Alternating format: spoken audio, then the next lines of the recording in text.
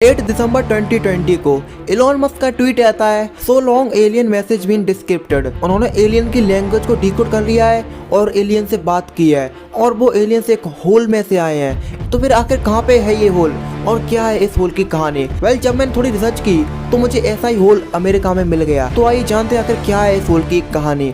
Hello guys, मैं हूं अभिनव, आप देख रहे हैं लेट्स गेट फैक्ट। तो कहानी शुरू होती है 1980s के टाइम पे। यूएस के एक छोटे से गांव में एक होल हुआ करता था, एक गड्ढा हुआ करता था जिसको उस एरिया के लोग कचरा डालने के लिए यूज करते थे।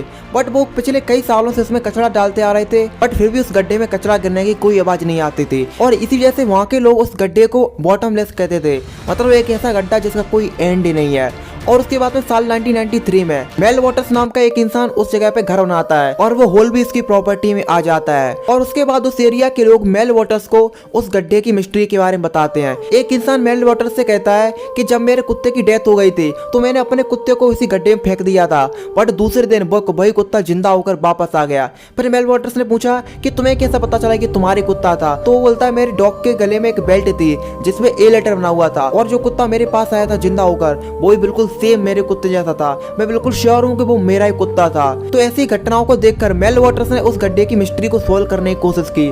तो सबसे पहले उन्होंने एक फिशिंग वायर लिया और उसमें एक पत्थर बांधा और उसको उस गड्ढे के अंदर डालते रहे और जब वायर खत्म हो जाता था तो वो उसमें और भी ज्यादा वायर ऐड करते थे और ऐसे ही करके वो बहुत सारा वायर उसके अंदर डालते गए, बट फिर भी इस गड्ढे का कोई एंड नहीं आया।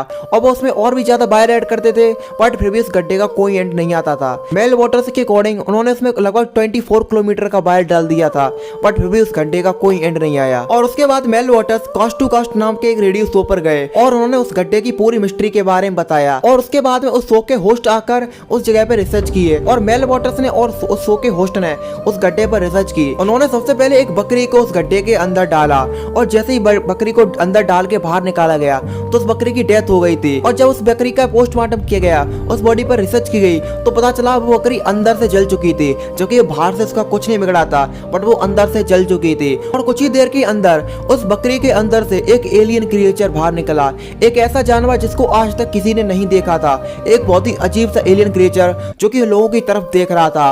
और डर की वजह से मेल वाटर्स ने उस एलियन क्रिएचर को उसी गड्ढे के अंदर फेंक दिया और उसके बाद में उन्होंने एक बाल्टी में पानी भरकर उस गड्ढे के अंदर डाला और जैसे ही पानी को बाहर निकाला गया वो पानी आइस में बदल चुका था, पानी की बर्फ बन चुकी थी।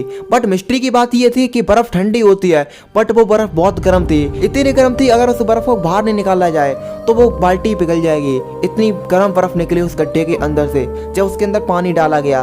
तो ऐसी सारी मिस्ट्रीज को देखकर सारे लोग उस मिस्ट्री और ये पूरी घटना रेडियो शो पर बताई गई और जैसे ही घटना के बारे में सब लोगों को पता चला तो अमेरिकन गवर्नमेंट ने मेल वाटर्स को ऑस्ट्रेलिया भेज दिया और उस जगह पर अपना कब्जा कर लिया और उस जगह को पूरी तरह से बैन कर दिया। और उसके बाद ना तो मेल वाटर्स का पता लगा है और ना ही उस रेडियो शो में और ना ही कभी उस रेडियो शो पे मेल सोल के बारे में बताया गया। हाँ गाइस, इस गड्ढे को मेल सोल के नाम से जाना जाता है जो कि आज तक की सबसे बड़ी मिस्ट्री बनी हुई है। तो हो सकता है कि इलॉन मस्क इसी गड्ढे के बारे में बात कर रहे हैं जिससे कि उन्होंने एलियंस के बारे में पता किया है। आपका क्या मानना है, एलियंस होते हैं या नहीं होते हैं? कमेंट करके बताना एंड और वीडियोस देखने के लिए सब्सक्राइब जरूर